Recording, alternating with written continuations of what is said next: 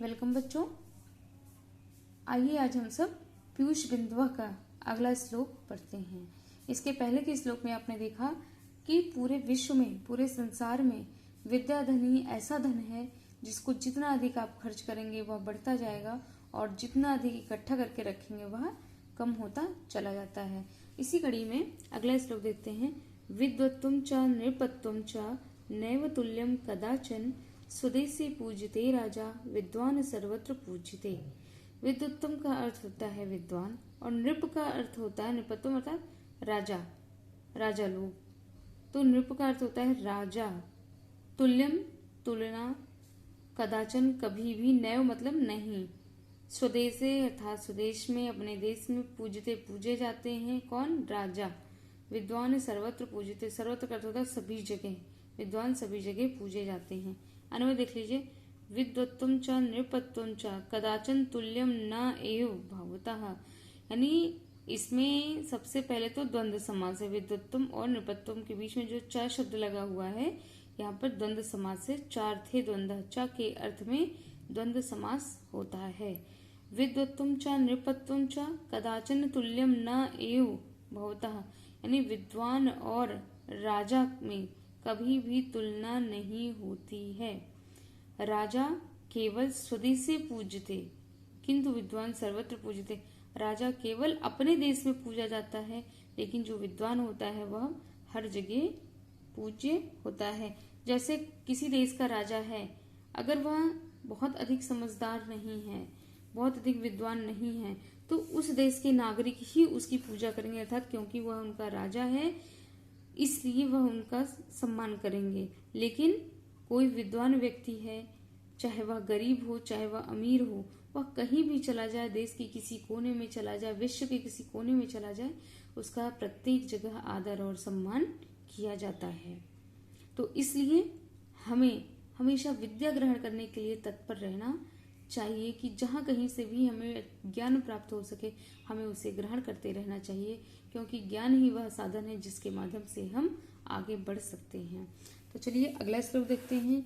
उद्यमः साहसं धैर्यं शक्ति विद्या पराक्रमः एते षड् यत्र तिष्ठन्ति तत्र देवः सहायकः, अर्थात उद्यमः साहसं धैर्यं शक्ति विद्या पराक्रमः एते षड् यत्र तिष्ठन्ति तत्र देवः सहायकः।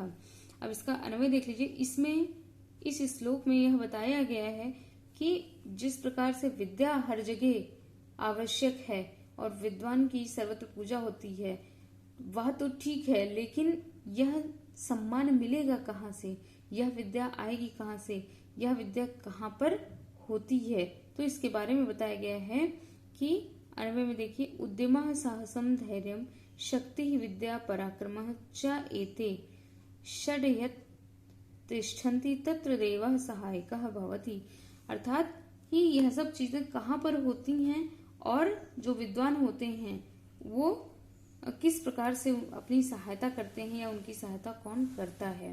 कि उद्यमः साहसं धैर्यं, उद्यम का अर्थ होता है परिश्रम, साहस का अर्थ होता है कि हिम्मत, धैर्य, धैर्य का अर्थ होता है संतोष या धीरज, शक्ति, शक्ति का आप जानते हैं बल, विद्या पराक्रमः और पराक्रम, ये 6 चीजें यानी परिश्रम, हिम्मत, धैर्य, बल, विद्या अर्थात ज्ञान और पराक्रम, यह 6 चीजें जहां पर होती हैं, एते षड् यत्र तिष्ठन्ति, यह 6 चीजें जहां होती हैं, तत्र देवः सहायका, वहां देवता भी सहायक होते हैं।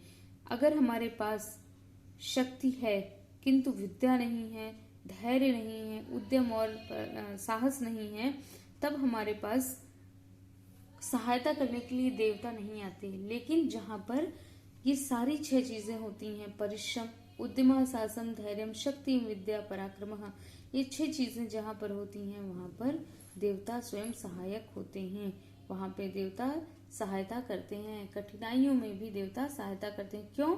क्योंकि व्यक्ति स्वयं परिश्रमी होता है, परिश्रम करके भी वह अपने लिए मार्ग निकाल लेता है, आगे बढ़ने का रास्ता ढूंढ लेता है।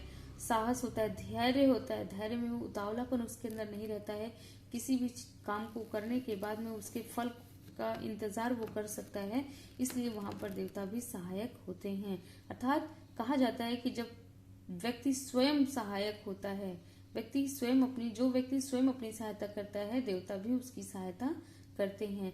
लेकिन अगर हम परिश्रमी ना हो, हम केवल भाग्य के भरोसे रह करके सिर्फ ये सोचें कि बस हमारा भाग्य अच्छा हो जाएगा, हमारे लिए अच्छी अच्छी चीजें आ जाएंगी और हमारे जीवन के ऊंचे आदर्शों को हम प्राप्त कर लेंगे, और केवल वह कल्पना मात्र में रहे तो कभी वह आगे नहीं बढ़ सकता। इसके लिए उसे पुरुषार्थ करना पड़ेगा, और जहां पुरुषार्थ होता है वहां देवता सहायक स्वयं होते हैं। बच्चों, ये श्लोक आप अच्छे तरीके से पढ़िएगा और अर्थ इसका जानने का प्रयास भी करिएगा और अपने आप में इसके अर्थ का अभ्यास भी करिएगा। धन्यवाद।